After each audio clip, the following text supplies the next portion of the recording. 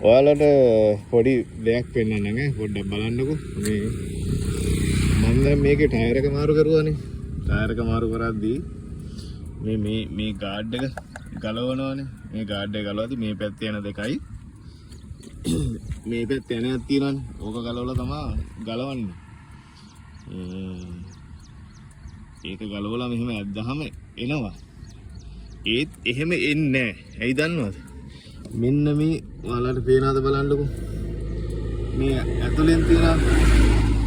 මෙන්න මේ මෙතන තියෙන මල්ලනේ පේනවද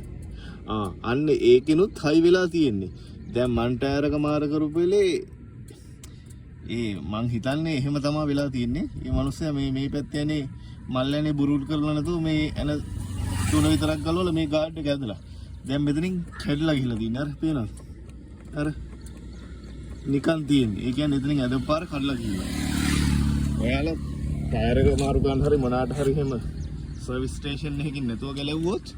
දැන් සර්විස් ස්ටේෂන් එකේ දන්න ඕක ගලවන විදිය